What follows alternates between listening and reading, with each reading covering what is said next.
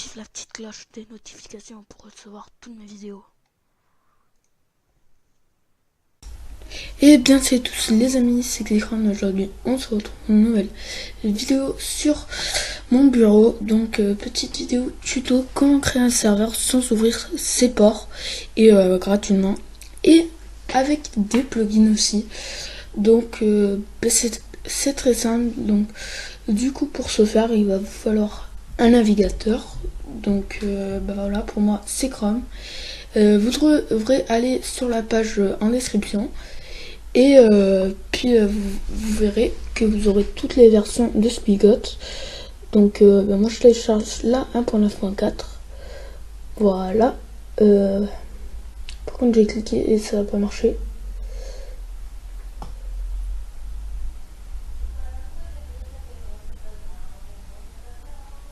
Voilà, donc excusez-moi pour Mako, je vais remettre une co.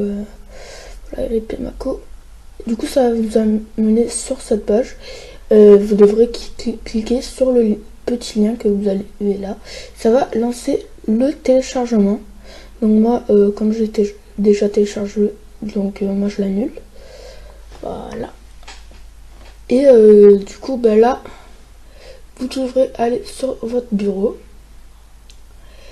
et créer un nouveau dossier, donc et y mettre le plugin dedans. Le plugin, enfin voilà, Spigot. Donc vous allez créer un nouveau dossier. Moi je le nomme serveur tuto et je vais mettre mon petit dossier. Donc après vous allez créer un document texte et vous l'appellerez du nom de votre console. Ça sera plus tard votre console, donc moi je l'appelle lancer serveur. Voilà. Et vous allez copier-coller ce qu'il y a dans la description. Donc moi voilà, c'est ça. Donc vous allez le copier-coller dans votre serveur, dans votre dossier texte lancer serveur. Donc copier et coller. Et là vous verrez que sur votre truc il y a marqué spigot.jar. Donc il faudra que votre Spigot dans votre dossier en exécutable file jar, il se nomme exactement pareil, donc spigot.jar. Donc moi voilà, il s'appelle Spigot du machin truc, voilà, je la fin de dire. Donc voilà, moi il s'appelle. Donc voilà, moi je l'ai là, il s'appelle. Donc voilà, vous allez prendre le. Donc du coup voilà, moi je l'ai là, il s'appelle Spigot bitume machin. Donc j'ai la flemme de lire. Donc vous allez aller dans propriété et vous allez mettre Spigot.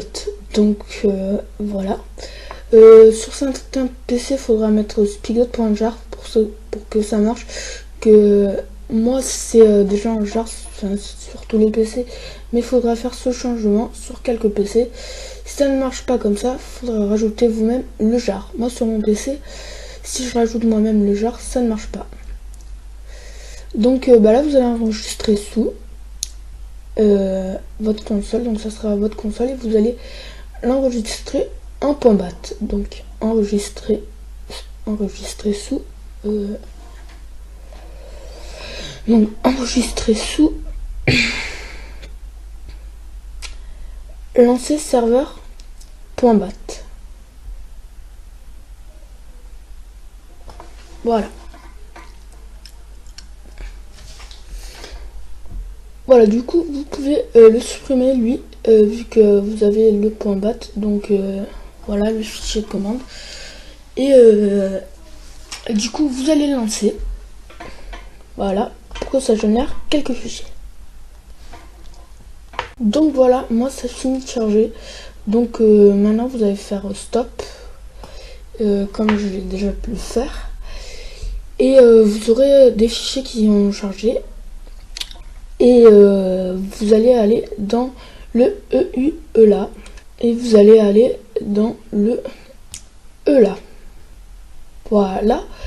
Donc vous verrez qu'il y a marqué E là égale false. Donc vous allez mettre true parce que sinon votre serveur ne marchera pas. Donc vous allez mettre true qui veut dire activer et vous allez enregistrer.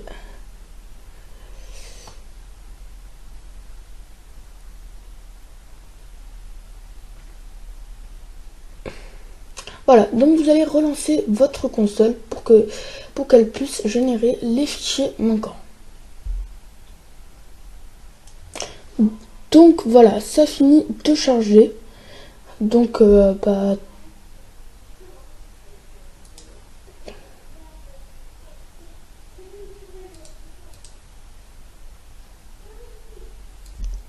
voilà, ça finit de charger. Donc vous allez faire le petit stop, donc comme ceci, et le serveur va s'éteindre.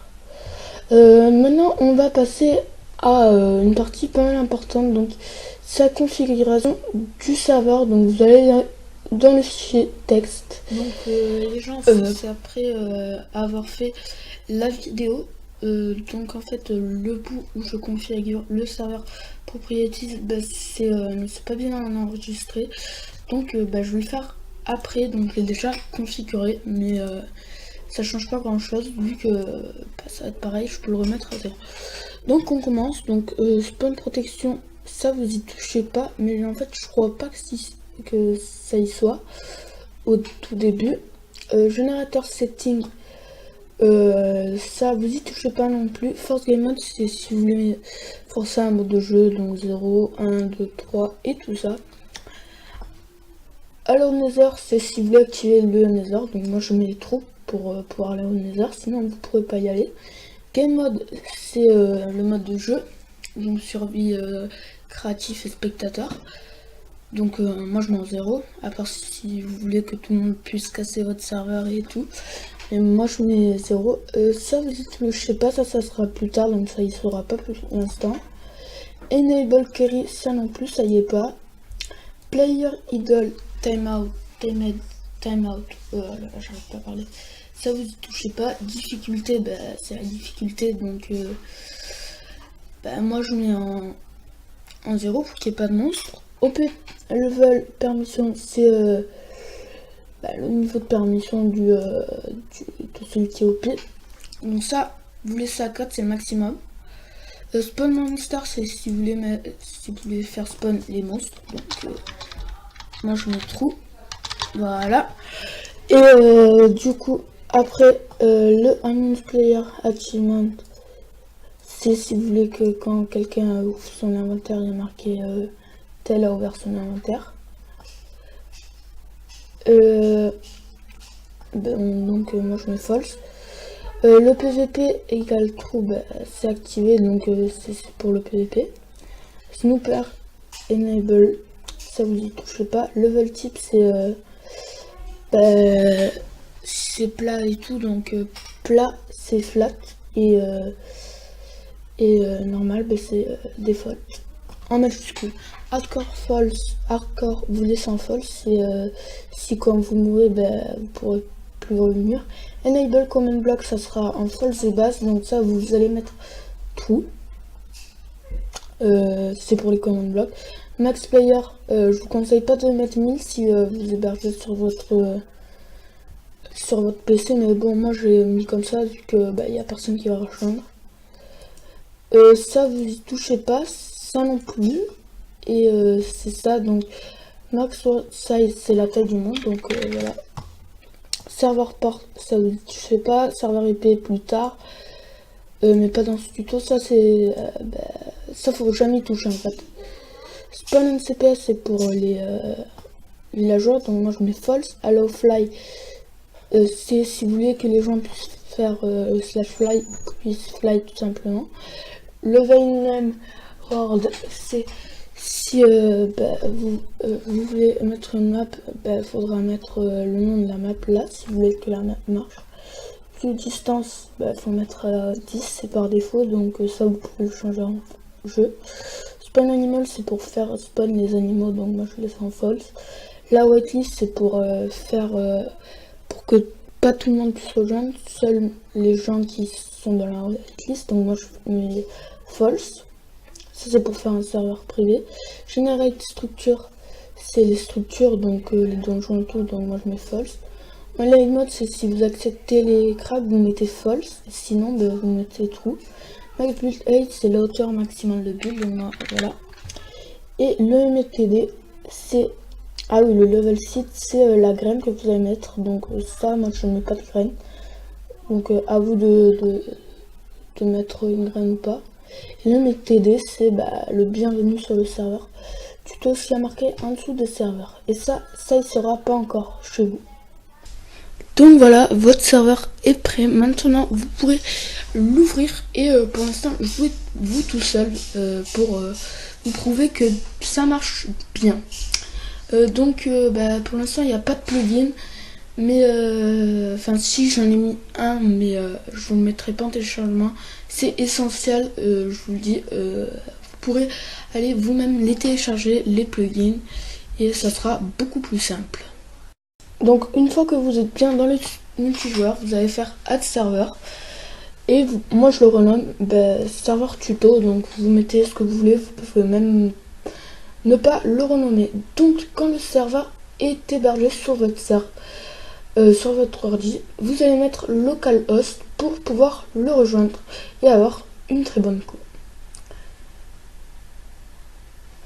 Donc vous pourrez voir que le MOTD c'est bien bienvenue sur le serveur tuto et qu'il y a bien 1000 personnes. Donc voilà, on est en train de se connecter sur le serveur et vous pourrez voir que le serveur marche bien. Donc voilà, le terrain charge. Et voilà, on est sur le serveur.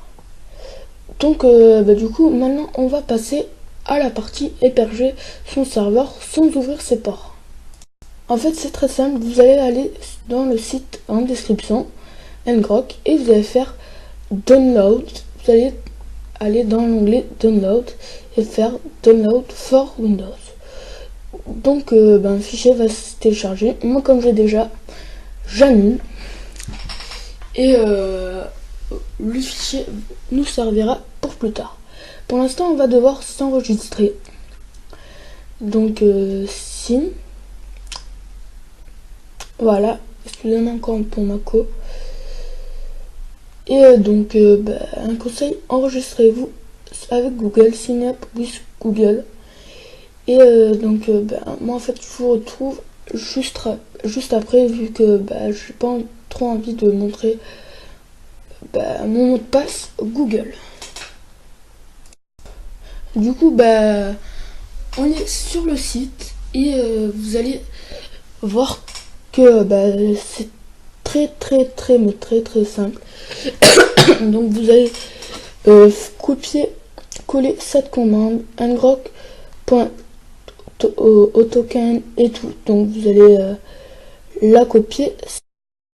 Voilà le fichier ngrok, donc on va l'ouvrir.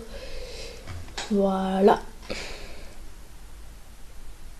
Si ça veut bien, ça met un peu de temps, j'ai l'impression. Voilà, il s'est ouvert. Du coup, maintenant, vous allez aller sur le site et coller la commande que je vous ai dit avant, sans le point et le slash, comme j'ai pu déjà le dire. Donc, vous allez faire copier.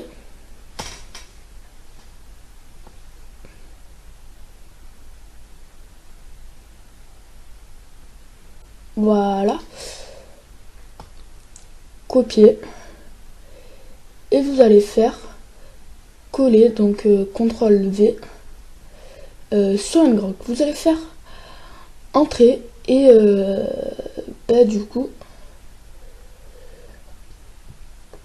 vous devrez mettre une autre sorte de clé. Donc vous allez devoir mettre ça, ce que je vous dis, donc ngrok espace TCP 25565. Vous allez faire entrée et du coup voilà, vous aurez l'IP qui va s'afficher là juste ici. Donc